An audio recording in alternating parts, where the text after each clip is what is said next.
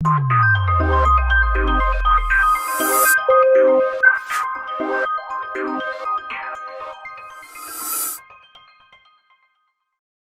हम स्टार्ट करते हैं। बड़ा मज़ेदार, इंटरेस्टिंग और इम्पॉर्टेंट चैप्टर। समझ में आई ना बात? इम्पॉर्टेंट चैप्टर क्यों इम्पॉर्टेंट चैप्टर है ये? क्योंकि ये जो ट्रिग्नोमेट्री है, त्रिकोणमिति है, इसका जो यूज़ है इसके बाद की जितनी भी क्लासेस रहेगी, चाहे 11th क्लास हो, 12th क्लास हो या उसके बाद में, उनमें इसका बहुत ज़्यादा यूज़ किया जाएगा। ठीक है ना? मतलब 11th क्लास में तो ये मान के चलिए कि 1/3 पोर्शन ट्रिग्नोमेट्री का बहुत बड़ा चैप्टर है 11th क्लास में। और 12th क्लास में जब जाएंगे तो ट्रिग्नोमेट्री के बिना काम ही नहीं होना है। यानी कि कोई भी चैप्टर, लगभग ये मान के चलिए कि लगभग सारे चैप्टर, लगभग बोल रहा हूँ मैं, लगभग सारे चैप्टर ऐसे हैं कि जिसमें ट्रिग्नोमेट्री का यूज़ होना है। तो जो त्रिकोणमिति है, त्रिकोणमिति इंपॉर्टेंट चैप्टर क्यों है? मैंने जैसा कि यहाँ पर डिस्कशन किया कि इसका यूज बहुत ज़्यादा है आगे चल के, है ना? मतलब ये मान के चलिए कि इंजीनियरिंग जो होती है बिना ट्रिग्नोमेट्री के इंजीनियरिंग ही नहीं हो सकती है ना? चाहे कोई भी ब्रांच हो लगभग। ठीक। त्रिकोणमिति का मतलब क्या है? त्रिकोणमिति। देखिए, त्रिकोणमिति, त्रिकोणमिति का मतलब क्या है? ये 3 वर्ड मिलके बना हुआ है। त्रि और दूसरा है कोण, कोण, और तीसरा है मिति, मिति। त्रि का मतलब क्या हो गया? 3। त्रि का मतलब क्या हो गया? 3। और कोण का मतलब क्या हो जाएगा? कोण। और मिति का मतलब क्या हो जाएगा? माप। जहां पर 3 कोणों की माप की बात की जाती है, 3 कोणों की माप की बात कहां पर की जाती है? तो मेरे ख्याल से हमारे दिमाग में एक बात आ रही होगी कि त्रिभुज में बात की जाती है इसकी। सेम एग्जैक्टली अगर ऐसे हम इंग्लिश में अगर देखें तो इंग्लिश में थोड़ी सी मीनिंग कहीं ना कहीं इसकी चेंज दिखाई दे रही है। त्रिगोनोमेट्री, मेट्री। देखिए, ट्राई, ट्राई का मतलब होता है 3, गॉन का मतलब होता है साइड्स, साइड या मतलब भुजा, और मेट्री का मतलब होता है मेट्रॉन, मेट्रॉन, मेट्रॉन। ठीक है ना?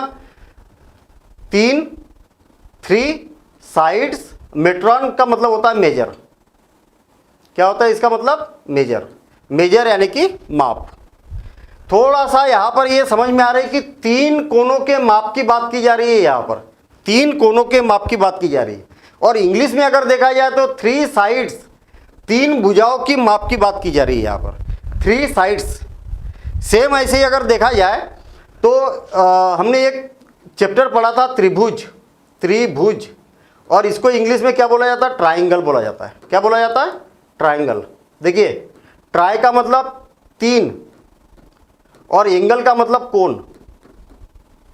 3 कोणों की बात की जा रही है यहां पर। और इसी को अगर हिंदी में देखा जाए तो त्रि मतलब 3 और भुज मतलब भुजा।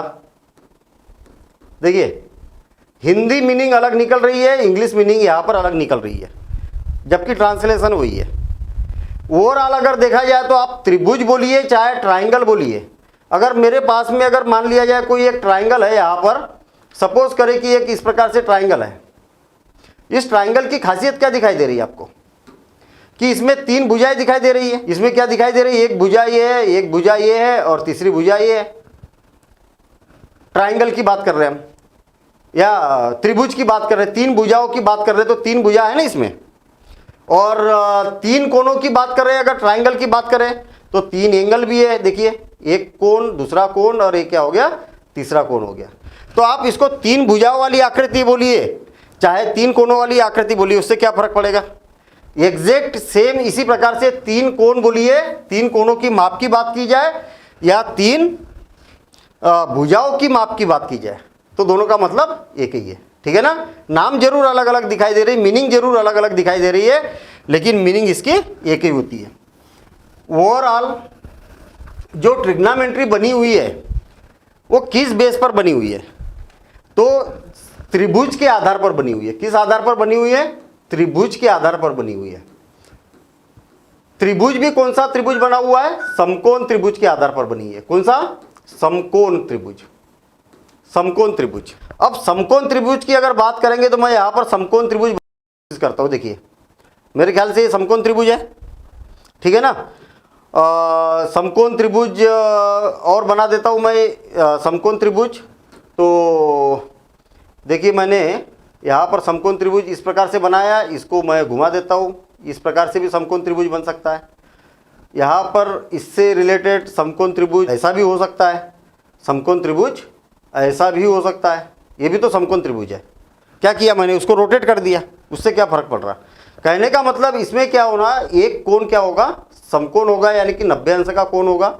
यहाँ पर ये वाला कोण 90 अंश का कोण है और यहाँ पर ये वाला कोण क्या है, 90 अंश का कोण है। तो ये क्या हो गए, तीनों जो बने हुए हैं यहाँ पर समकोण त्रिभुज बने हुए हैं। जब भी इस प्रकार का समकोण त्रिभुज बनेगा तो हम त्रिकोणमिति द्वारा समकोण त्रिभुजों की माप का आकलन यहाँ पर कर सकते हैं, ठीक है। क्वेश्चन ये उठता है कि क्या समकोण त्रिभुज अगर नहीं रहेगा तो हम इसको कर पाएंगे या नहीं कर पाएंगे। यदि हमारे पास में समकोण त्रिभुज अगर नहीं है भाई, हम तो यहाँ पर ये बोल रहे हैं कि जो त्रिकोणमिति है वो समकोण त्रिभुज के लिए यूज की जाती है। तो क्या समकोण त्रिभुज नहीं रहेगा तो क्या हम त्रिकोणमिति का उपयोग कर पाएंगे, तो फिर भी कर पाएंगे। कैसे कर पाएंगे, देखिए हमारे पास मान लिया जाए कि इस प्रकार से कोई त्रिभुज है और यदि हमें इसको समकोण त्रिभुज के रूप में परिवर्तित करना है, इसका नाम भी दिया हुआ है कि ए बी और ये क्या हो गया, सी हो गया। ये कोण जब तक 90 अंश का नहीं रहेगा तब तक समकोण त्रिभुज नहीं बनेगा यहाँ पर। तो हम क्या कर सकते हैं कि इससे समकोण त्रिभुज किसी एक शीर्ष से सम्मुख भुजा पर अगर लंब डाल दे तो आप देख पाएंगे कि यहाँ पर ये वाला भी समकोण त्रिभुज बन गया इधर की ओर, और इधर की ओर भी क्या बन गया, समकोण त्रिभुज बन गया। फिर से और एक बार, अगर मान लिया जाए कि मेरे पास में कुछ त्रिभुज इस प्रकार से है, इस प्रकार से अगर त्रिभुज है तो ये समकोण त्रिभुज तो नहीं है, अधिक कोण त्रिभुज है। एक कोण क्या है, 90 अंश से ज़्यादा का है। तो इससे भी हम समकोण त्रिभुज बना सकते हैं। अगर इस शीर्ष से इसकी सम्मुख भुजा को अगर मैं आगे बढ़ा दूं, इस प्रकार से सम्मुख भुजा को आगे बढ़ा दूं और यहाँ से अगर मैं लंब डाल दूं तो आप देख पाएंगे कि यहाँ पर ये क्या हो गया, 90 अंश का कोण यहाँ पर बन गया। तो हमारे पास फिर से दो त्रिभुज बन गए, एक समकोण त्रिभुज ये वाला बन गया और दूसरा समकोण त्रिभुज क्या बन गया, ये वाला बन गया। ओवरऑल दुनिया का कैसा भी त्रिभुज बनाओ, चाहे समकोण हो, चाहे समबाहु हो, चाहे अधिक कोण हो, चाहे न्यून कोण हो, या जैसा भी त्रिभुज बने, हम उसको समकोण त्रिभुज में कन्वर्ट करके त्रिकोणमिति का उपयोग करके उसका कैलकुलेशन कर सकते हैं। वास्तव में जो त्रिकोणमिति की हमें जरूरत क्यों पड़ी, आपने देखा होगा कि 9th क्लास में हमने कुछ त्रिभुजों के बारे में समझा है। उससे पहले भी हमने त्रिभुजों का क्षेत्रफल ज्ञात किया है, उसकी परिधि ज्ञात की, परिमाप ज्ञात की, परिमाप क्या होती है, ये सारी चीज़ें की गणना की। इस 10th क्लास में त्रिकोणमिति की जरूरत क्यों पड़ी, इस बारे में हम यहाँ पर देखें। तो मान लिया जाए कि मेरे पास में कोई समकोण त्रिभुज है, देखिए ध्यान देना इधर, ये क्या है, समकोण त्रिभुज है। इस समकोण त्रिभुज में अगर मैं इसका नाम दे देता हूँ ए बी सी, इस प्रकार से नाम दे दिया। हमें मालूम है कि इस त्रिभुज का नाम कैसे भी दे सकते हैं, हम यहाँ से शुरुआत कर सकते हैं, ए बी सी दे सकते हैं, ए बी सी दे सकते हैं, या ए बी सी दे सकते हैं, क्लॉकवाइज या एंटी क्लॉकवाइज किसी प्रकार से नाम दे सकते हैं। त्रिभुज का इसमें कोई बाउंडेशन नहीं है। हमारे पास में इस प्रकार से एक त्रिभुज है। अगर इस त्रिभुज के अंगों की बात करें या इस त्रिभुज के कितने यहाँ पर अंग है, तो ये बोलेंगे कि एक भुजा तो ये हो गई, दो भुजा हो गई और ये क्या हो गई, तीन भुजा हो गई। हमारे पास में क्या मिल रहा, 3 भुजाएं यहाँ पर प्राप्त हो रही है। और इसी के साथ ही साथ में कितने कोण प्राप्त हो रहे हैं, एक कोण हो गया, 2 कोण हो गया और ये 3 कोण हो गया। 3 कोण दिखाई दे रहे हैं, 3 कोण दिखाई दे रहे हैं। अब 3 कोणों में से एक कोण तो एक निश्चित है, जब भी समकोण त्रिभुज बनेगा तो एक कोण तो मालूम है आपको। कौन सा कोण मालूम है आपको, एक समकोण मालूम है। एक कोण कितने अंश का है, 90 अंश का है। तो हमारे पास में फिर अब गणना करने के लिए कितने कोण बचे, तो आप बोलेंगे केवल 2 कोण बचे। कहने का मतलब अगर इसके बारे में अगर हमें गणना करना है तो कितनी इसमें ऐसी चीज़ें रहेगी जो हमें नहीं मालूम। तो हम बोल सकते हैं कि हमें 3 भुजाओं की माप नहीं मालूम है और 2 कोणों की माप नहीं मालूम है। बस इसी मानों को ज्ञात करने के लिए त्रिकोणमिति का उपयोग किया जाता है। बात समझ में आई। कहने का मतलब ये हुआ कि हमारे पास में जब भी समकोण त्रिभुज प्राप्त होता है तो हमें भुजाओं में और कोणों में ये वाला कोण क्या होता है, इसमें निश्चित होता है कि जो कि 90 अंश का बना होता है, यानी कि समकोण होता है।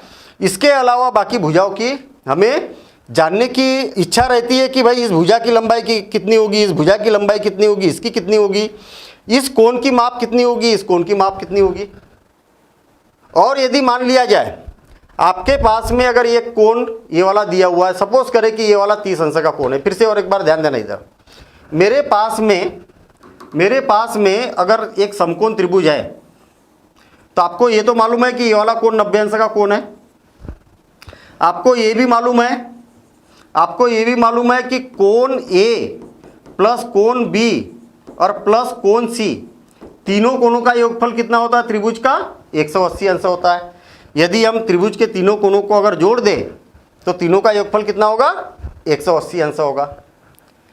यदि कोण बी मेरे पास में 90 अंश का है, ये वाला कोण कितने अंश का है, 90 अंश का है। 90 को मैं लेफ्ट हैंड साइड से अगर उधर राइट हैंड साइड की ओर ले जाऊंगा तो कोण ए और कोण सी इक्वल टू क्या हो जाएगा, 180 डिग्री माइनस 90 डिग्री हो जाएगा। कहने का मतलब यहां पर इसमें से माइनस किया जाए तो क्या हो गया, 90 डिग्री हो गया। ओवरऑल अगर देखा जाए तो कोण ए और कोण सी जो है दोनों कोणों का योगफल कितना है, 90 अंश है। यदि मुझे एक कोण अगर मालूम है, इस कोण का और इस कोण का योगफल कितना है, 90 अंश है, हमेशा ही होगा ये समकोण त्रिभुज में।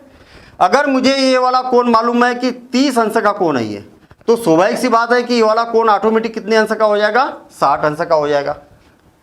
यदि ये कोण 60 अंश का पता है तो आप ये 30 अंश का हो जाएगा, क्योंकि दोनों का योगफल क्या होगा, 90 अंश होगा। यदि ये वाला कोण 40 अंश का है तो ये वाला कोण ऑटोमेटिक कितने का हो जाएगा, 30 अंश का हो जाएगा। नहीं, 90 चाहिए ना, तो ये कितना हो जाएगा, ऑटोमेटिक 50 अंश का हो जाएगा। ये 50 का है तो ये 40 का हो जाएगा। ओवरऑल अगर घुमा फिरा के अगर बात करें तो हमें केवल 3 भुजाओं से मतलब है और केवल एक कोण बचता है जिसकी माप हमें ज्ञात करना होता है। किसी भी त्रिभुज में केवल एक कोण अगर आपको पता चल जाए तो ये वाला भी पता चल जाएगा, ये वाला भी कोण पता चल जाएगा। केवल एक कोण की हमें जरूरत है। दूसरी बात, ये तो ऑलरेडी मालूम है हमें, एक कोण पता चल जाए तो ये वाला चल जाएगा, ये वाला कोण पता चल जाए तो ये कोण पता चल जाएगा। और इनकी भुजाओं की बात की जा रही है। तो हमारे पास में कुल मिला के 4 चीजें ऐसी है कि जिसके मान हमें नहीं मालूम होते हैं और 2 के बाय डिफॉल्ट मान मालूम होते हैं। अगर ये थीटा है तो ये क्या हो जाएगा, 90 माइनस थीटा हो जाएगा, क्योंकि दोनों का योगफल कितना होता है, 90 अंश होता है। इसका और इसका योगफल 90 अंश होता है, दोनों को जोड़ेंगे तो 90 अंश हो जाएगा। तो जो पूरा त्रिकोणमिति है, जो पूरा ओवरऑल त्रिकोणमिति जो है वो केवल ये 4 चीजों को पता करने के लिए बना हुआ है। इसी की बात की जाती है हमेशा। समस्या कहाँ आती है कि त्रिभुज हमें समकोण त्रिभुज सीधा सीधा न देके क्या कर दिया जाता है, इस प्रकार से एक कोई त्रिभुज दे दिया तो फिर हमें उसको क्या करना होता है, समकोण में बदलना होता है कि ये भी समकोण हो गया और ये वाला भी समकोण हो गया। ओवरऑल अगर देखा जाए तो त्रिकोणमिति जो होती है केवल और केवल समकोण त्रिभुज के लिए ही अप्लाई की जाती है। और दूसरा त्रिभुज अगर आ जाता है तो उसको पहले समकोण त्रिभुज में कन्वर्ट करना होता है, फिर उसके बाद में उसकी गणना करनी होती है। बात क्लियर है? ओवरऑल अभी तक हम केवल इतनी बात समझे कि त्रिकोणमिति मतलब 3 कोणों की माप की बात की जाती है और 3 कोणों की माप में भी खास करके समकोण त्रिभुज पर अप्लाई की जाती है इसको, पहली बात। दूसरी बात, हमें 3 भुजाओं के मान ज्ञात करने के लिए त्रिकोणमिति का उपयोग किया जाता है और एक कोण की बात की जाती है। एक कोण क्यों? 3 में से, क्योंकि एक कोण निश्चित होता है 90 अंश का और ये दोनों कोणों में से अगर एक कोण पता चल जाए तो दूसरा कोण ऑटोमेटिक पता चल जाता है। क्लियर? अब देखिए, इन कोणों की माप को ज्ञात करने के लिए सबसे पहले भारतीय गणितज्ञ आर्यभट्ट जी ने इसके बारे में सोचा और फिर उसके बाद में ब्रह्मगुप्त, वराहमिहिर और इस प्रकार से जो भारतीय गणितज्ञ है वराहमिहिर का और ब्रह्मगुप्त का भी इसमें काफ़ी कुछ योगदान है, लेकिन महत्वपूर्ण योगदान जो है आर्यभट्ट जी का, भारतीय गणितज्ञ। ओवरऑल अगर देखा जाए तो आर्यभट्ट जी ने ही इसकी शुरुआत की थी। शुरुआत कैसे की थी? उन्होंने आर्यभट्ट जी ने ये देखा कि भाई ये जो समकोण त्रिभुज है, इस समकोण त्रिभुज में हमें क्या क्या मालूम है और क्या क्या नहीं मालूम। तो उन्होंने ये देखा कि ये वाला कोण तो क्या हो गया, 90 अंश का कोण हो गया। ये दोनों कोणों में से अगर एक कोण पता चल जाए हमें तो दूसरा कोण ऑटोमेटिक पता चल जाएगा।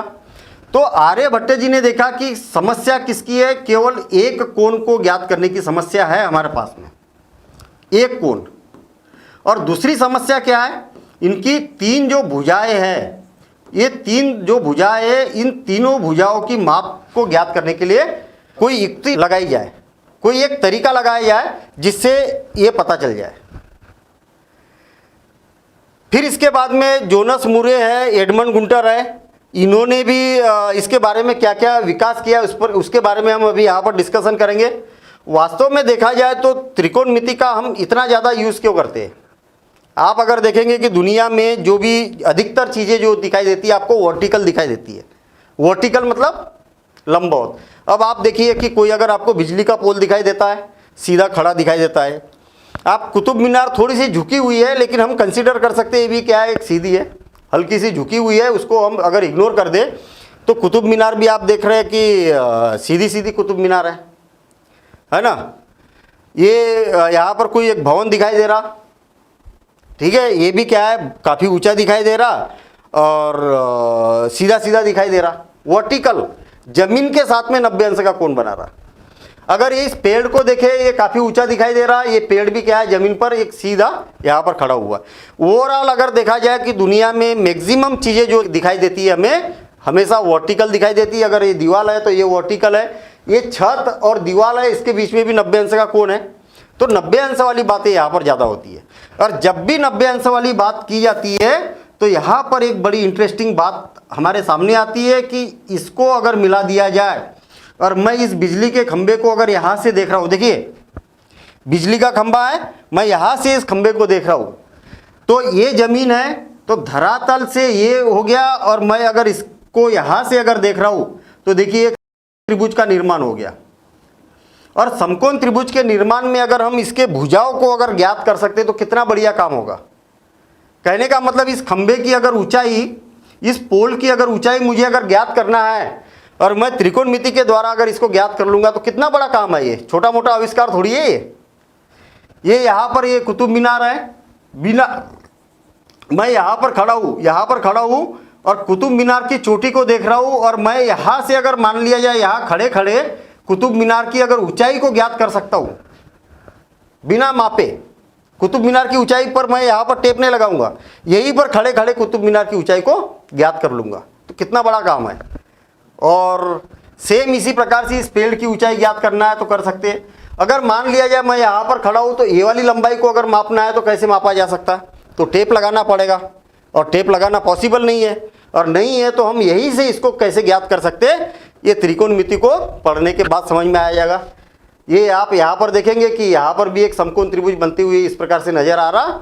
और हम अगर त्रिकोणमिति ये मान के चलिए कि अगर मुझे बिजली के खंभे को यहाँ से ज्ञात करना है तो यहाँ से त्रिकोणमिति पढ़ने के बाद, इसके कॉन्सेप्ट को सीखने के बाद हम इस पोल की ऊंचाई को बता सकते हैं, इसको बता सकते हैं कि ये वाला कितना है। और बड़े आसानी से बता सकते हैं। किस प्रकार से बताएंगे हम इसी बात को, हम पहले त्रिकोणमिति में नियम समझते हैं और नियम को समझने के बाद में आगे फिर हम बढ़ेंगे, है ना।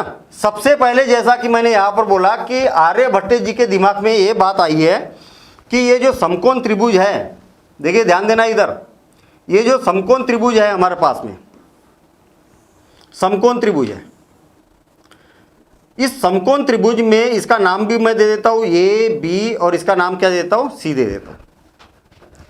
आर्यभट्ट जी के दिमाग में ये बात आई है कि यहाँ पर ये क्या है, तीन भुजा है। कौन सी भुजा है? एक भुजा ये है, एक भुजा ये है और एक भुजा क्या है, ये है। कितनी भुजा है? तीन भुजा है, तीन भुजा। और इसके साथ ही साथ में क्या है, एक कोण है जिसको हमें ज्ञात करना है। चार चीजें, इन चारों चीजों के बीच में अगर हम एक संबंध को स्थापित कर दे, संबंध को स्थापित कर दे तो कितने संबंध बन सकते हैं? कितने बन सकते हैं? कितने रिलेशन बन सकते हैं? आप मुझे एक बात बताइए कि मान लिया जाए कि हमारे परिवार में, हमारे फैमिली में 3 मेंबर हैं। कौन? हमारे पिताजी है, माताजी है और हम हैं, पुत्र या पुत्री जो भी है। इस प्रकार से 3 मेंबर है एक फैमिली में। अब ये तीनों के बीच में क्या संबंध हो सकते हैं, क्या क्या रिलेशन हो सकते हैं, कितने रिलेशन हो सकते हैं? तो आप बोलेंगे कि पिता की ये कौन है, माता कौन है, पत्नी है, और इनकी ये कौन है, पति है। कितने रिलेशन हुए? 2 रिलेशन हुए कि नहीं? इनकी ये कौन है, पत्नी है, और इनकी ये कौन है, पति है। 2 रिलेशन हो गए पति पत्नी के। इनका ये कौन है, पुत्र है, और पुत्र के ये कौन है, पिता है। यहां पर फिर 2 रिलेशन हो गए, 2 संबंध हो गए। सेम इसी प्रकार से ये कौन है, इसकी माता है, और माता के ये कौन है, पुत्र है। एग्जैक्ट 3 लोगों के बीच में 6 संबंध हो रहे हैं। सेम आर्यभट्ट जी ने यही बोला कि भाई यहां पर भी 3 भुजा है, तो 3 भुजाओं के बीच में कितने संबंध हो गए? तो आर्यभट्ट जी ने बोला कि एक संबंध तो इसका इस भुजा से होगा, इस भुजा का इस भुजा से होगा, दूसरा संबंध इस भुजा का इस भुजा से होगा, तीसरा संबंध इस भुजा का इस भुजा से होगा, चौथा संबंध इसका इससे होगा। 4 संबंध हो गए। सेम इसी प्रकार से इस भुजा का इस भुजा से भी संबंध हो सकता है, और इस भुजा का इधर से भी, मतलब इधर भी और इधर भी। देखिए ना, इनकी ये पत्नी है, तो पत्नी की ये कौन है, पति है। 2 संबंध हुए। एग्जैक्ट सेम आर्यभट्ट जी ने ये वाला कॉन्सेप्ट उस समय में लगाया 500 ईस्वी में। 500 ईस्वी मतलब आज 2022 चल रहा है ना, 2022 चल रहा है, तो सोच लीजिए आप 1700 साल पहले, ठीक है ना, 1700 साल पहले ये वाला कॉन्सेप्ट उन्होंने आर्यभट्ट जी के दिमाग में आया था ये, ठीक है ना। अब इन संबंधों को, स्वाभाविक सी बात है कि हमारे पास में ये संबंध बनेंगे कब? जब इनके नाम रहेंगे। भाई ये क्या है, अगर एक पुत्र वाइस अगर देखा जाए तो ये पिता है, ये माता है, ये पुत्र है, इनके कुछ न कुछ नाम भी होंगे।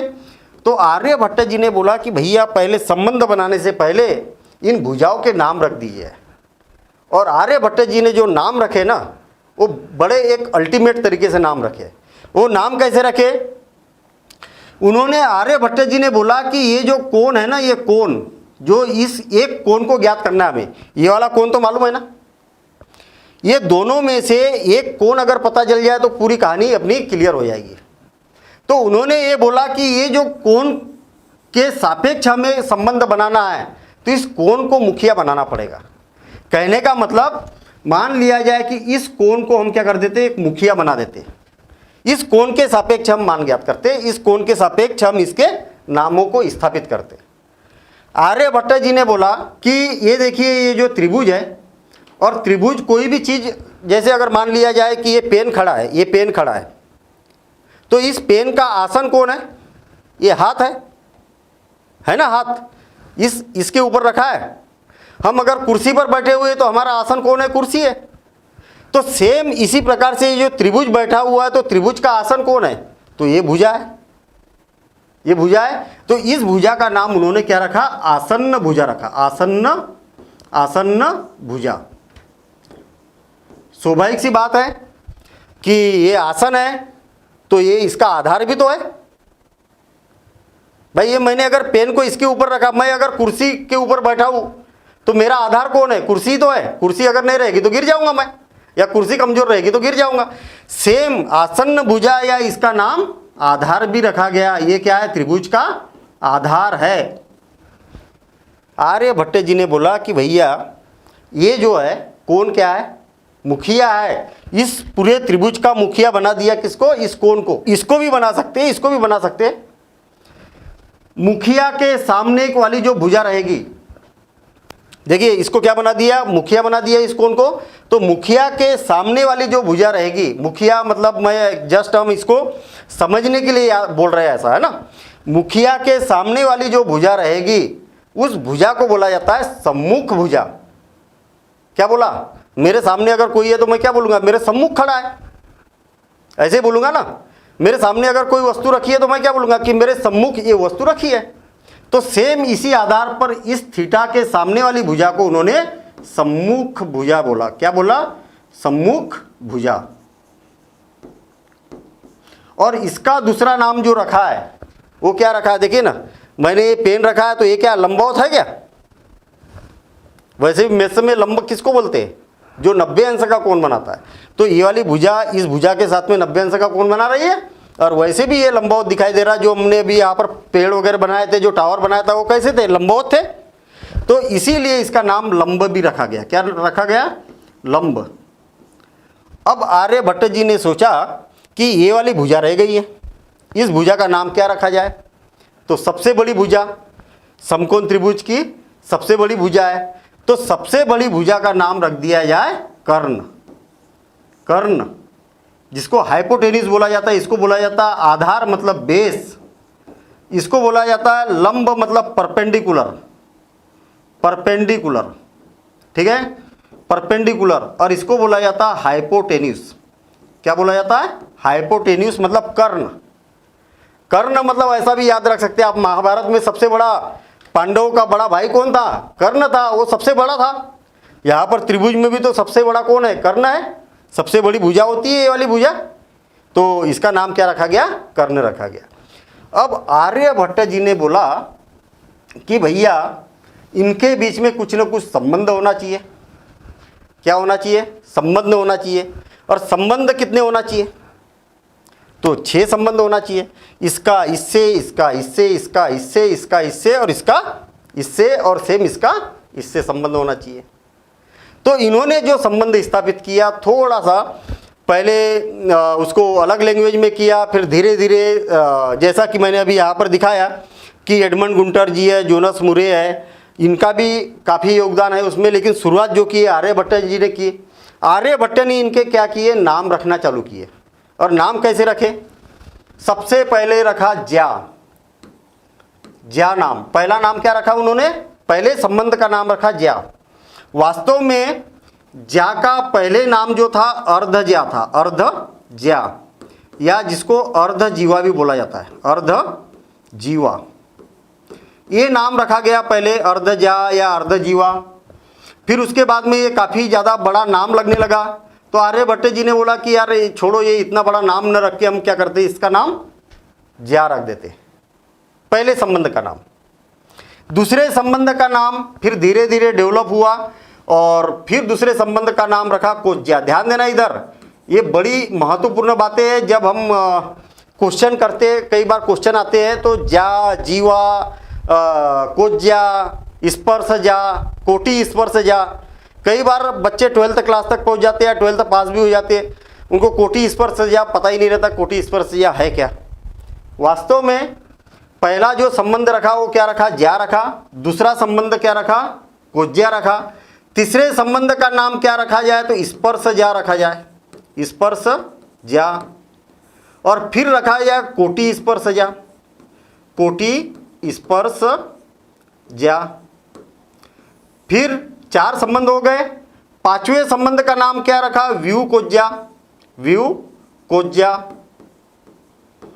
और 6वें संबंध का नाम क्या रखा? तो व्यू जा। इसके भी पीछे कारण है, अभी हम डिस्कशन करेंगे, पहले थोड़ा सा ये हो जाए। कहानी इतने जल्दी संपन्न नहीं हुई है, धीरे धीरे धीरे धीरे डेवलपमेंट हुआ इसका। आर्यभट्ट जी ने इसका नाम ज्या रखा, धीरे धीरे इसका नाम क्या हो गया? साइनस हो गया। क्या हो गया? साइनस। साइनस के बाद में एडमंड गुंटर जी थे, इन्होंने बोला यार साइनस बहुत बड़ा नाम है। क्या है? साइनस जो है वो काफ़ी बड़ा नाम है, तो धीरे धीरे इसका नाम क्या हो गया? साइन हुआ। और एडमंड गुंटर ने इसको बिल्कुल एक शार्ट फॉर्म में लिखा, जिसको बोला जाता है साइन। क्या बोला जाता है? साइन। तो जा का फिर धीरे धीरे नाम क्या हो गया? SI यानी। और फिर उसके बाद में और एडमंड गुंटर जी ने बोला कि नहीं यार, ये नाम बहुत बड़ा है, बार बार लिखना पड़ेगा, और है तो बढ़िया काम, लेकिन इसको 3 कैरेक्टर में रखा जाए, तो SIN इसका नाम रखा गया। इसके बाद में कोज्या, तो कोज्या का भी नाम क्या रखा गया? पहले कोसाइन, वो एडमंड गुंटर ने रखा। फिर जोनास मुरे ने बोला कि यार ये भी नाम काफ़ी बड़ा है, तो जोनास मुरे जी ने बोला कि इसका नाम क्या रख दिया है? कोसाइन न रख के कास रख दिया जाए। इसको 3 कैरेक्टर में रखा, तो इसका भी नाम 3 कैरेक्टर में रख दिया जाए, है ना, COS। सेम इसी प्रकार से इसका नाम रखा गया टेंजेंट। क्या रखा गया? टेंजेंट। तो स्वाभाविक सी बात है कि जब टेंजेंट रखा तो इसको भी शॉर्ट में लिखा जाए, तो इसका नाम रख दिया टेन। इसका नाम रखा कोटेंजेंट, कोटेंजेंट और कोटेंजेंट, कोटेंजेंट, और फिर इसको भी शॉर्ट फॉर्म में कर दिया या तो क्या रख दिया? कॉट रख दिया। व्यू कोज्जा, व्यू कोज्जा, व्यू कोज्जा को रखा गया सेक, सेकेंड बोला जाता है इसको, सेकेंड। और इसका फिर जो शॉर्ट फॉर्म रखा वो क्या रख दिया? सेक रख दिया। इसको मैं थोड़ा सा ऊपर खिसका देता हूँ और इसको इस प्रकार से, ठीक। और इस प्रकार से धीरे धीरे धीरे धीरे डेवलपमेंट होते गए इसके धीरे धीरे डेवलपमेंट होते गए। और डेवलपमेंट के बाद यहाँ ध्यान देना, मैं इधर कर रहा हूँ इसको ना, क्योंकि अपने को हमें यहाँ पर जगह की ज़रूरत पड़ेगी। ये क्या है? सीधा, हाँ ध्यान देना इधर। इसका शॉर्ट फॉर्म फिर क्या रखा गया? सेक रखा गया। इसके बाद में कोसेक, कोसेकेंड, सेकेंड, और इसका नाम रखा गया कोसेक। थोड़ा सा अजीब सा नहीं लग रहा? ये भी 3 कैरेक्टर में, ये भी 3 कैरेक्टर में, ये भी 3 3 3, सब 3 कैरेक्टर में, तो ये थोड़ा सा बड़ा लग रहा। ये 5 कैरेक्टर है। तो हम क्या करते हैं, इसको शॉर्ट फॉर्म में इसको बोला जाता है CSC, ऐसा भी बोला जाता है। क्या बोला जाता है? CSC। अगर कहीं दिखे तो उसको क्या बोलेंगे हम? कोसेक बोलेंगे।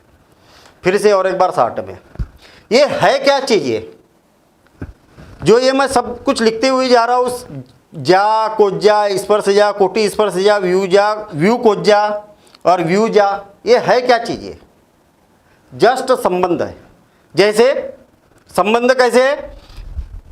ये मेरे पिताजी है तो मैं उनका कौन हूँ? पुत्र हूँ। देखिए यहाँ पर 2 लोग हैं, यहाँ पर 2 लोग हैं, ये इसके पिता है। ये कौन है? इसके पिता है। तो इनके ये कौन है? पुत्र है। जस्ट इनका इससे संबंध क्या है? तो पुत्र का। इसका इससे संबंध क्या है? तो पिता का। तो जस्ट 2 लोगों के बीच में जो संबंध होता है ना, वही संबंध है, ये वही संबंध है। और इस संबंध को बोला गया अनुपात। अनुपात कैसे बोला? जैसे देखिए मैंने लिखा पिता पुत्र, क्या संबंध है? पिता पुत्र का संबंध है। तो ये अनुपात हो गया ना, आपने पढ़ा ही नहीं। ये अंश हो गया, ये हर हो गया। हम पढ़ तो रहे क्या? संबंध थोड़ी पढ़ रहे हैं हम। क्या पढ़ रहे हैं? गणित पढ़ रहे हैं ना, मैथ से पढ़ रहे हैं।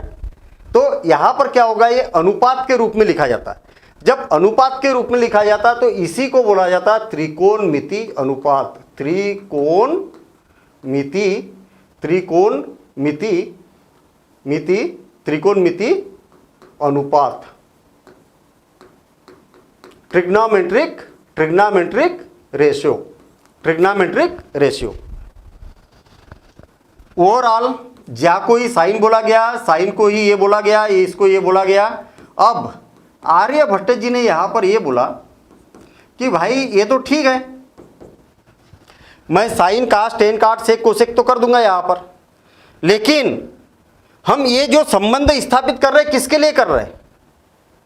मुखिया कौन है इसमें? तो मुखिया तो ये होगा ही नहीं ना, ये तो कभी मुखिया होगा ही नहीं, क्योंकि ये तो सब में होता है, ये तो निश्चित होता है। इसकी तो हमें बात ही नहीं करना है, 90 अंश की तो बात ही नहीं करना है। हमारे पास में 2 कोण बचे, एक तो ये कोण बचा और ये कोण बचा। ये कौन है? दोनों न्यून कोण है। तो हम इसके लिए संबंध स्थापित कर रहे हैं कि इसके लिए कर रहे हैं? किसके लिए संबंध स्थापित कर रहे हैं? तो हम किसके लिए संबंध स्थापित कर रहे हैं? इस कोण के लिए कर रहा है। और मान लिया जाए कि इस कोण की माप कितनी है? थीटा डिग्री है। देखिए फिर से और एक बार ध्यान देना इधर, इस कोण की माप कितनी है? थीटा डिग्री है। भाई आपने देखा ना, कोण की माप 30 अंश हो सकती है, 20 अंश हो सकती है, 10 अंश हो सकती है ना, 18 अंश हो सकती है, 25 अंश हो सकती है, कुछ भी हो सकती है ना माप न्यून कोण की, 90 अंश से कम। तो ये माप जो है उसको हम क्या करते हैं? थीटा से प्रदर्शित करते हैं। थीटा क्या है? एक्चुअल ग्रीक वर्ड है। जैसे हम अंग्रेजी में पढ़ते हैं ना, ABCDEFGH, कितने कैरेक्टर होते हैं? 26 कैरेक्टर होते हैं। 26 बड़ी अंग्रेजी, 26 छोटी अंग्रेजी के अक्षर होते हैं। सेम ऐसे ही ग्रीक वर्ड होते हैं, 24 अक्षर होते हैं उसमें, 24 बड़े 24 छोटे, ठीक है ना। जो ग्रीस में चलती है वो ग्रीक वर्ड कहलाते हैं, वहाँ की ABCD, वहाँ की ABCD होती है alpha beta gamma delta lambda theta, है ना, काई फाई साई झाई, ये सारे अल्फ़ाबेट्स है वहाँ के, टाई टाउ, है ना। तो 24 अल्फ़ाबेट होते हैं। तो 24 अल्फ़ाबेट में से जो थीटा है वो सामान्यतः कोण को प्रदर्शित करने के लिए उपयोग में लाया जाता है। थीटा ग्रीक वर्ड है, ठीक है ना। 24 अल्फ़ाबेट होते हैं ग्रीक के। अब यहाँ पर देखिए, जब ये मुखिया है तो इस मुखिया का नाम इसमें होना चाहिए। तो आर्यभट्ट ने बोला कि इस मुखिया का नाम क्या है, बी है, तो यहाँ पर बी लिखना आवश्यक है। क्या लिखना आवश्यक है, बी लिखना आवश्यक है, ताकि ये पता चले कि किसके बारे में बात की जा रही है, मुखिया कौन है इसका। जब तक आप यहाँ पर मुखिया का नाम यानी कि उस न्यून कोण का नाम नहीं लिखेंगे तब तक ये बात क्या हो जाती है, अधूरी रह जाती है, ठीक है ना। तो ये क्या हो गया, यहाँ पर आवश्यक हो जाता है। फिर से और एक बार, बी नाम लिखिए, चाहे इसकी माप अगर मान लिया या थीटा है तो आप यहाँ पर थीटा भी लिख सकते हैं। इसकी जो माप रहेगी उस माप को यहाँ पर थीटा लिख दिया हमने, इस प्रकार से इसको थीटा लिख दिया। अब देखिए, आर्यभट्ट जी ने बोला कि पहला जो संबंध रहेगा ज्या यानी कि साइन, इसका संबंध कैसा रहेगा, इसका इससे, देखिए इसका इससे, पहले संबंध का नाम इसका इससे, यानी कि लंब बटे कर्ण। देखिए पहले संबंध का नाम रहेगा लंब बटे कर्ण, पहले संबंध का नाम। अब बच्चे पूछते हैं कि sir sine theta equal to ही लंब बटे कर्ण क्यों है। अगर आपसे पूछा जाए कि आपका नाम अमित क्यों है तो आपके पिताजी ने रखा है, तो भैया साइन थीटा इक्वल टू लंब बटे कर्ण क्यों है, क्योंकि वो आर्यभट्ट जी ने रखा नाम। अगर वो बोल देते कि आधार बटे कर्ण होता तो हम आज आधार बटे कर्ण बोलते साइन थीटा का मान। बात समझ में आई ना। वो जस्ट नाम है, अनुपात का नाम है। तो इस भुजा का और इस भुजा का नाम अनुपात जो रहेगा वो क्या कहलाएगा, साइन थीटा कहलाएगा। सेम इसी प्रकार से इस भुजा का और इस भुजा का जो अनुपात रहेगा यानी कि आधार बटे कर्ण, आधार बटे कर्ण, इसको क्या बोला जाएगा, आधार बटे कर्ण, इसको बोला जाएगा कास थीटा। इसके बाद में टेन थीटा, लंब बटे आधार। टेन थीटा क्या होगा, लंब बटे आधार। देखिए लंब बटे आधार, कितने संबंध हुए, तीन ही तो लिखे मैंने अभी तक, इसका इससे, इसका इससे और इसका इससे, और तीन बचे उल्टे। जैसा इसका इससे है वैसे इसका इससे भी होगा। देखिए आर्यभट्ट जी ने जो नाम रखे हैं ना वो बहुत सोच समझ के रखे। कैसे, देखिए क्या लिखा है यहाँ पर जा, और यहाँ पर क्या लिखा है व्यू जा। ऐसा लग नहीं रहा आपको कि बिल्कुल कहीं ना कहीं संबंध दिखाई दे रहा है इसका, जा व्यू जा, उल्टा। तो यहां पर भी सेम देखिए ना, जा और व्यू जा है ना, पलटा दो तो ये क्या हो जाएगा, कर्ण बटे लंब। क्या हो जाएगा, कर्ण बटे लंब। यही वाला जो संबंध है उसको पलटा दिया, ये हो गया। देखिए यहां पर कोज्जा व्यू कोज्जा, नाम नहीं लग रहा है ऐसा, कोज्जा व्यू कोज्जा। कास, कास का सेक, साइन कोसेक, साइन का उल्टा कोसेक। सेम इसी प्रकार से ये क्या बन जाएगा, इसको पलटा दिया तो कर्ण बटे आधार, कर्ण बटे आधार। काट थीटा, टेन को पलटा दिया, देखिए ना, स्पर्शजा, कोटि स्पर्शजा। नाम लग रहा है एक जैसे, हिंदी में तो लग रहा है, इधर भले नहीं लग रहे होंगे। जा कोज्जा, जा व्यूजा, कोज्जा व्यू कोज्जा, स्पर्शजा कोटि स्पर्शजा। तो टेन का उल्टा क्या हो जाएगा, आधार बटे लंब, आधार बटे लंब। बस ये जो संबंध स्थापित किए इसी के आधार पर पूरी त्रिकोणमिति बनी हुई है। ठीक है। अब देखिए, ध्यान देना इधर, अब ध्यान देना इधर। मान लिया जाए कि मेरे पास में एक समकोण त्रिभुज है, ये वाला। ध्यान देना इधर, सबसे महत्वपूर्ण बात, समकोण त्रिभुज है मेरे पास में यहाँ पर, और इस कोण का, इसके नाम मालूम है ए, चलिए इसमें जैसा दिया है वैसे ही लिख लेता हूँ इसको भी, ए बी सी, ये समकोण त्रिभुज है।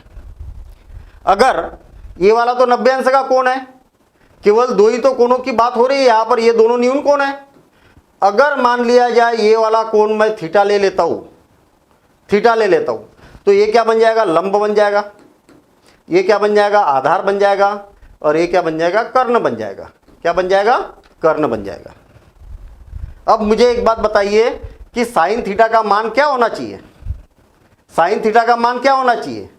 तो आप बोलेंगे कि सर लंब बटे कर्ण होना चाहिए। लंब कौन है, ये है लंब कौन है, लंब कौन है, तो आप बोलेंगे कि लंब जो है परपेंडिकुलर, ये क्या है, परपेंडिकुलर होता है, ये बेस होता है, और ये क्या होता है, हाइपोटेनिस होता है। ठीक है ना। अब कौन है भैया, sine theta is equal to perpendicular divided by hypotenuse, यानी कि लंब बटे कर्ण। कौन है, लंब का मान कितना है, ए सी, ये वाली भुजा है ना लंब, तो आप बोलेंगे कि A C divided by B C है। आधार base divided by hypotenuse, base कौन है यहां पर, आधार कौन है, A B, divided by hypotenuse कौन है, बी सी। बस हो गया काम। यहां पर देखिए लंब, लंब बटे आधार, लंब बटे आधार, यानी कि परपेंडिकुलर कौन है, ए सी, डिवाइडेड बाय आधार कौन है, ए बी। आई बात समझ में। अब देखिए इसको पलटा दो तो ए बी बटे, यहाँ पर दिमाग लगाने की जरूरत है नहीं, इसको पलटा दिया कॉट बन गया, कास को पलटा दिया तो सेक बन गया, क्या हो जाएगा, B C divided by A B, और इसको पलटा दिया तो क्या हो जाएगा, B C divided by A C, B C divided by A C. ठीक, मतलब 3 मान निकाल लिए हमने, इनको पलटा दिया तो बाकी के 3 मान यहां पर निकल गए। इंपॉर्टेंट बात देखिए, अगर मान लिया जाए मेरे पास में एक त्रिभुज है ये वाला, इसका नाम मैंने रखा ए, इसका नाम रख देता हूं मैं सी, और ये हो गया बी, ए, और ये हो गया बी। ठीक है, ये तो 90 अंश का कोण है, तो आप बोलेंगे कि बिल्कुल सही बात है। अब मुझे एक बात बताइए कि अगर मैंने थीटा अगर इसको ले लिया, सबसे इंपॉर्टेंट बात, जिस आधार पर क्वेश्चन, जिस टाइप के क्वेश्चन गलत करके आते बच्चे, ये यहां पर इस बात को समझना, कभी क्वेश्चन गलत नहीं होगा। देखिए मैंने क्या बोला, मैंने नहीं, आर्यभट्ट जी ने क्या बोला, ये देखिए आप। ठीक है, अभी तो मैं बोल रहा हूं, यहां पर ये क्या है, थीटा है ना, मुखिया, मुखिया के सामने वाली भुजा क्या है, सम्मुख भुजा। सम्मुख भुजा मतलब लंब, लंब मतलब परपेंडिकुलर। बस इस बात को याद रखिए आप, हमेशा जो थीटा रहेगा उसकी ही सामने की भुजा लंब होगी, थीटा रहेगा उसके सामने की ही भुजा परपेंडिकुलर यानी कि लंब यानी कि सम्मुख भुजा होगी। जो थीटा रहेगा उसी के सामने की भुजा लंब होगी। यहाँ पर ये थीटा है, इसके लिए हमें हल करना है, तो यहाँ पर थीटा थीटा हम इसको लिखेंगे, ये हो गया थीटा, तो इसके सामने की भुजा लंब होगी, और ये हो जाएगा आधार, आधार यानी कि बेस। देखिए बेस है क्या वास्तव में, थीटा और 90 डिग्री के बीच की जो भुजा रहेगी ना, ये रहेगा आसन, हमेशा ये रहेगा आधार। हमेशा थीटा और 90 डिग्री के बीच की भुजा रहेगी ना, वो आधार रहेगी। हमेशा थीटा और 90 डिग्री के बीच की भुजा को ही आधार कहा जाएगा, या आसन्न भुजा बोलिए चाहे बेस बोलिए। क्लियर। और कर्ण तो कर्ण रहेगा, कर्ण तो कभी बदल ही नहीं सकता। हाइपोटेनिस जिसको बोला जाता है, ये कभी नहीं बदल सकता, क्योंकि चाहे थीटा ये हो फिर भी बड़ी भुजा, थीटा ये हो तो भी बड़ी भुजा यही रहेगी, चाहे कहीं पर भी हो। जो सबसे बड़ी भुजा है उसको तो कर्ण बोलेंगे, ये तो कभी बदलेगी नहीं। ठीक है ना। तो बदलता कौन है हमेशा, लंब और आधार आपस में बदल जाते हैं। तो इस आधार पर साइन थीटा क्या होगा, लंब बटे कर्ण AC बटे BC, AC बटे BC। कास थीटा क्या हो जाएगा, आधार बटे कर्ण यानी कि AB बटे BC, यानी कि आधार बटे कर्ण। तो ये दो बातें खास करके याद रखना, इसका और इसका कंपैरिजन। जब ये थीटा रहेगा, ध्यान देना इधर फिर से और एक बार, जब ये थीटा रहेगा ये वाला, तो इसके और इसके बीच की भुजा को आधार बोला जाएगा, और जब ये थीटा रहेगा तो इसकी और इसके बीच की भुजा को आधार बोला जाएगा, और थीटा के सामने वाली भुजा को लंब कहा जाएगा। क्लियर। अब क्वेश्चन ये उठता है कि भाई इतने सारे फार्मूले हम याद कैसे रखेंगे, इतने सारे जो फार्मूले हैं इसको हम याद कैसे रखेंगे। तो इसको याद रखने का काम बड़ा आसान सा काम है। कैसे आसान काम है, इसके लिए हमें क्या करना होगा, कोई एक ट्रिक यूज़ करना होगा। इसके लिए हमें ट्रिक यूज़ करना होगा, और ट्रिक कैसे यूज़ करेंगे, देखिए आपको इसका क्रम मालूम होना चाहिए। देखिए ध्यान देना इधर, क्या मालूम होना चाहिए, क्रम मालूम होना चाहिए। कैसे क्रम मालूम होना चाहिए, सबसे पहले आता है साइन, फिर आता है कास, फिर आता है टेन, फिर आता है कॉट, फिर आता है सेक, और फिर आता है कोसेक। ये क्रम मालूम होना चाहिए, बिल्कुल एग्जैक्ट, एक के नीचे एक। फार्मूले याद करने में कभी भी समस्या नहीं आएगी, तुरंत फार्मूले याद होंगे। साइन कास टेन काट सेक कोसेक, साइन कास टेन काट सेक कोसेक, बस एक क्रम अगर आपको मालूम है पूरा काम खत्म। सारे फार्मूले अभी तुरंत याद होने वाले हैं आपको, ठीक है। साइन कास टेन काट सेक कोसेक, उल्टा सीधा नहीं करना है आपको। साइन के बाद कास, कास के बाद टेन, टेन के बाद कॉट, कॉट के बाद सेक, फिर कोसेक।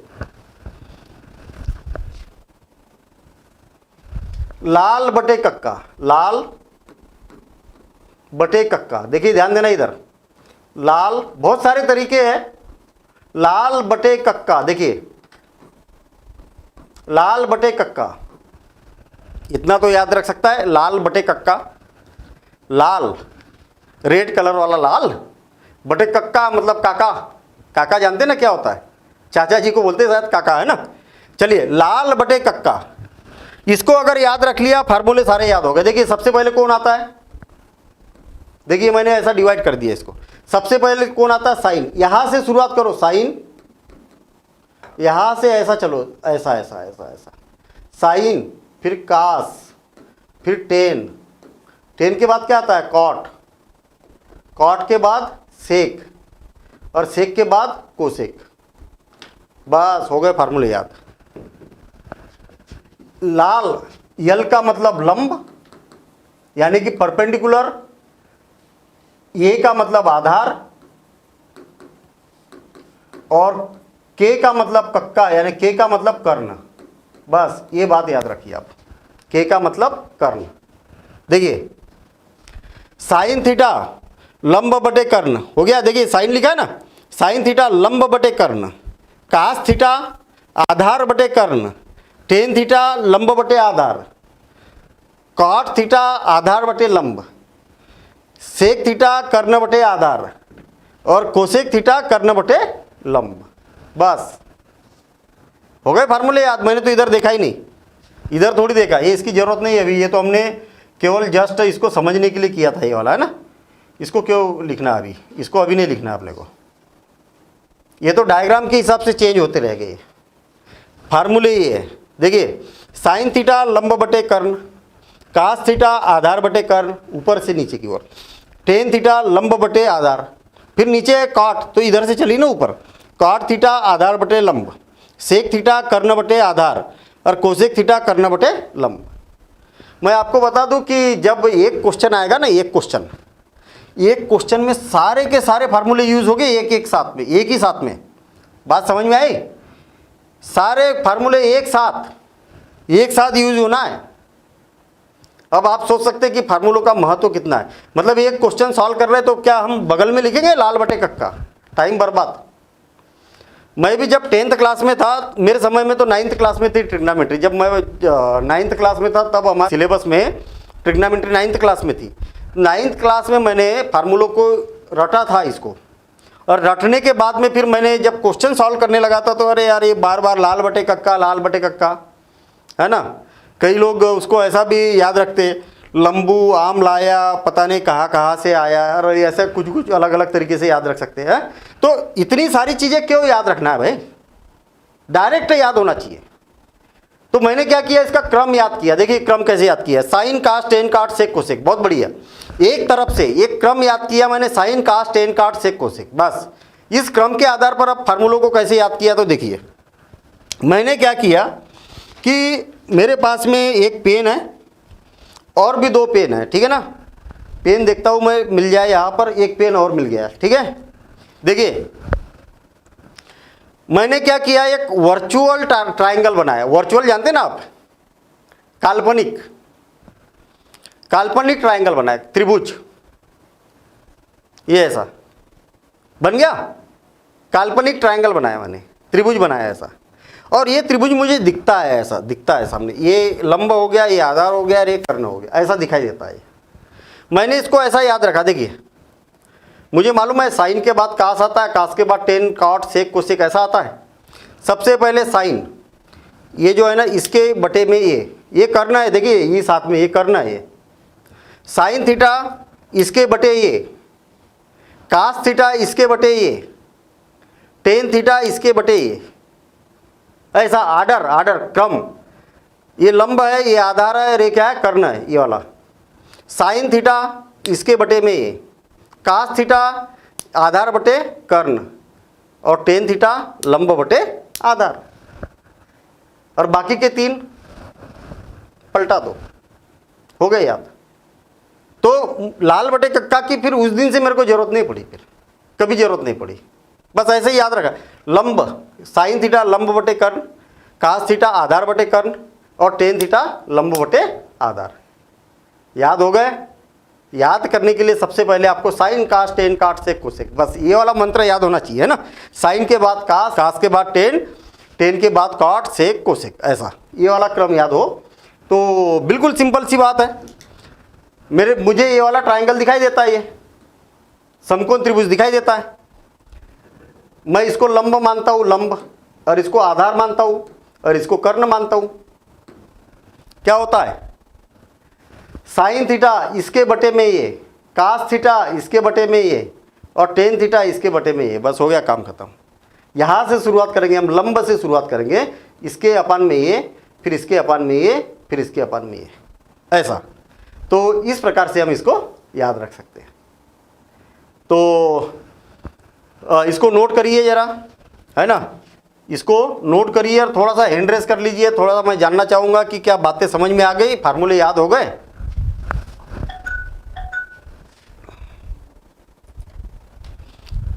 हाँ सर, बच्चों से बात कराइए। बेटा समझ में आ गया, क्या समझ में आया? एक बार बोल के बताइए मुझे, एक बार बोल के बताइए। साइन कास टेन काट सेक कोसेक, देख के नहीं, बिना देखे, एक बार में बोल के बताइए, एक बार में बोल के बताइए। साइन कास टेन काट सेक कोसेक, हाँ, साइन कास टेन काट सेक कोसेक। साइन के बाद कास, कास के बाद टेन, टेन के बाद कॉट, कॉट के बाद सेक, और फिर कोसेक, क्रम।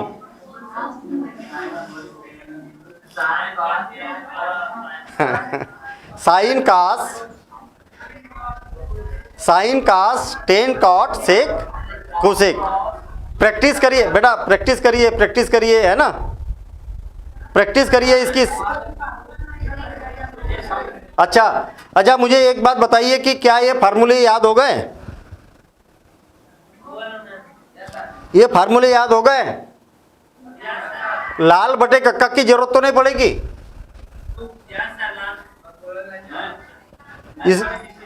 इसकी जरूरत, देखिए इसकी जरूरत नहीं पड़ना चाहिए। समझ में आई बात? ठीक। अच्छा सुनिए, आप लोग इसको नोट करिए जरा फटाफट। फटाफट नोट करिए इसको, ये सारी बातें बड़ी महत्वपूर्ण बातें हैं। इनको बोला जाता है त्रिकोणमितीय अनुपात। किसको? Sign, cos, tan, cot, sec, cosec, इसको बोला जाता है त्रिकोणमितीय अनुपात। त्रिकोणमितीय अनुपात बोला जाता है। अब आज के बाद में ये क्वेश्चन मत पूछना आप किसी से कि साइन बराबरी ही लंब बटे कर्ण क्यों होता है, कास बराबर से क्यों नहीं होता भाई, ये आया कहाँ से? भैया ये आर्यभट्ट जी ने नाम रखे थे उस समय में, ठीक है ना। अकेले आर्यभट्ट जी का रोल नहीं है इसमें। आर्यभट्ट जी ने एक चिंगारी पैदा की थी, मतलब इन्होंने स्टार्ट किया था। फिर उसके बाद में मुरे हो गए, है ना, और इसके एडमंड गुंटर हो गए, ठीक। और जैसा कि मैंने बताया कि ब्रह्मगुप्त और इनका भी योगदान बीच बीच में इनका भी योगदान रहा है इसमें। तो सब मिलके ये डेवलप हुआ है। किसी ने ये नाम दिया, किसी ने इसको 60 किया, किसी ने इसको बड़ा कर दिया, किसी ने कुछ कर दिया, किसी ने कोसेक लिखा तो फिर उसको CSC कर दिया, 60 कर दिया। तो सबके योगदान है इसमें, ठीक है ना। आर्यभट्ट जी को त्रिकोणमिति का जनक इसलिए कहा जाता है क्योंकि इन्होंने शुरुआत की थी इसकी, ठीक है ना, डेवलपमेंट किया था। तो ये अनुपात के क्या है, नाम है एक्चुअल। जैसे हमारा नाम रमेश, महेश, सुरेश जो होता है, ऐसे ये नाम है, टेन, कॉट, सेक, कोसेक, ऐसा। लेकिन अब आप यहाँ पर बोलेंगे कि नहीं सर, मैं तो अब आर्यभट्ट जी ने साइन को लंब बटे कर्ण बोला, मैं तो अब कास को बोलूँगा लंब बटे कर्ण, तो ये तो गलत बात हो जाएगी फिर, है ना।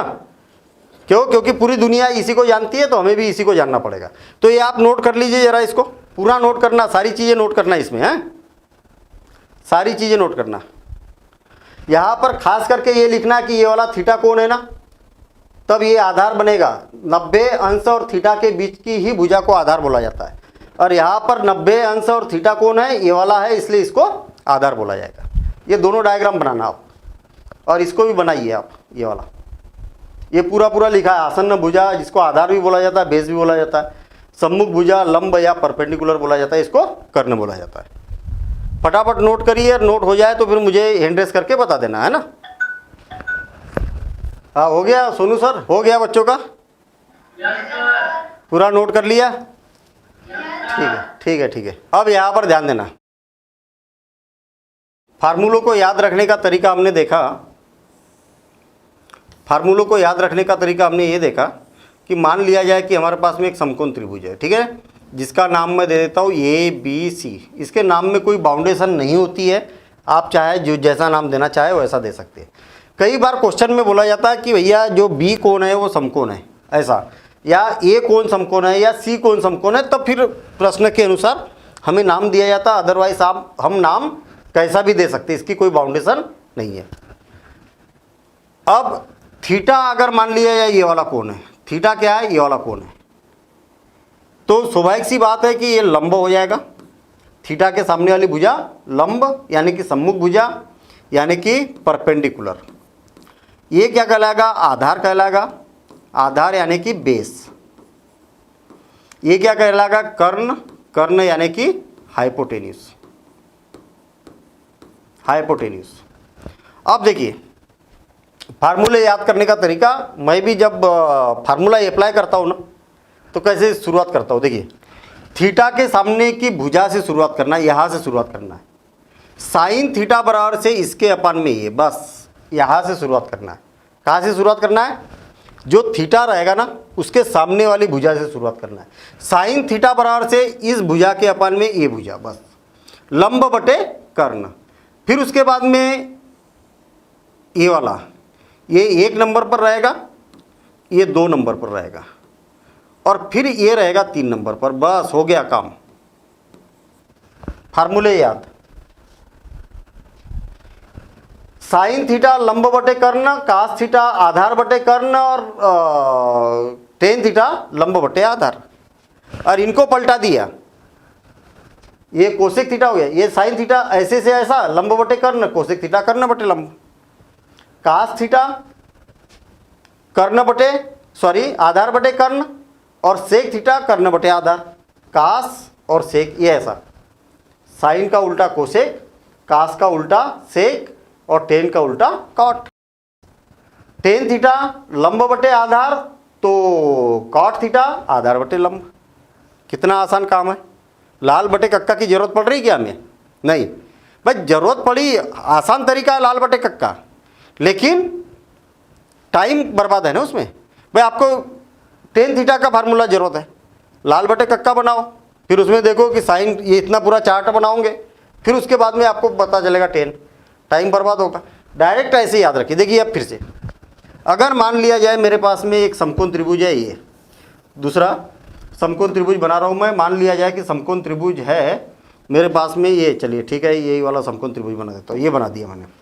समकोण त्रिभुज में मैं क्या कर रहा हूँ, इसका नाम ए बी सी दे देते हैं। नाम में तो कोई दिक्कत नहीं है, आप किधर से भी किधर भी दे दो आप। अगर ये थीटा है ये, तो थीटा के सामने वाली भुजा क्या होगी? लंब होगी, स्वाभाविक सी बात है, यानी कि परपेंडिकुलर होगा। और थीटा और बेस, थीटा और 90 डिग्री के बीच की भुजा आधार होगी, यानी कि बेस।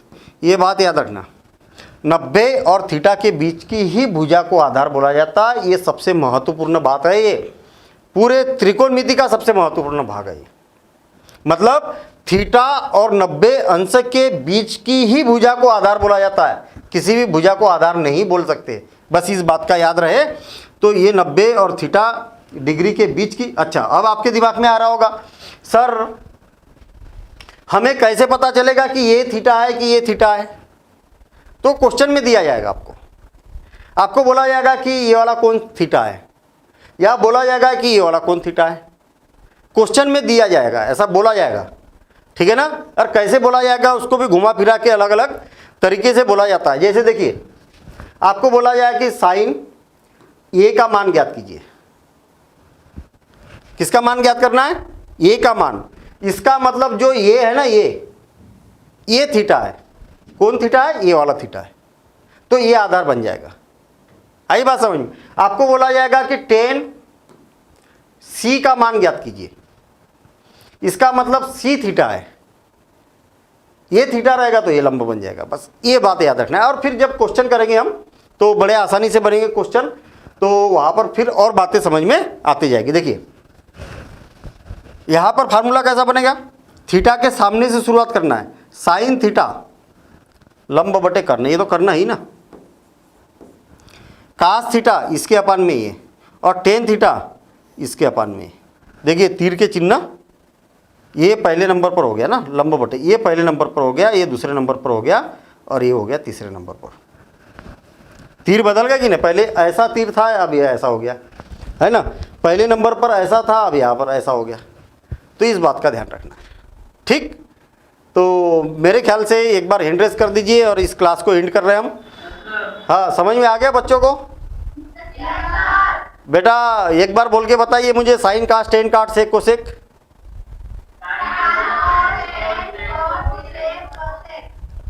कोसेक और सेक नहीं, सेक और कोसेक, ठीक है। पहले सेक फिर कोसेक, और एक बार बोलिए।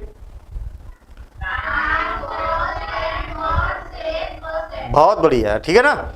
ये बेटा याद रखना है आपको, और फार्मूलों को एक दो बार प्रैक्टिस करना, ठीक। ये अगर आर्डर मालूम है ना तो आप देखेंगे ना कितने आसानी से याद हो रहा। ये तीन फार्मूले पलटा दिया ये फटाफट। आपको मालूम होना चाहिए कि ये दोनों उल्टे होते हैं, ये दोनों उल्टे होते हैं, और ये दोनों उल्टे होते हैं, बस हो गया काम खत्म, ठीक है ना। तो अपन मिलेंगे नेक्स्ट क्लास में। नेक्स्ट क्लास में ये फार्मूले याद रखना है, और भी कुछ फार्मूले देखेंगे हम, और फिर उसके बाद में फर्स्ट एक्सरसाइज सॉल्व करेंगे, ठीक है। ठीक है बेटा, हाँ चलिए ठीक, ओके ओके ओके बाय।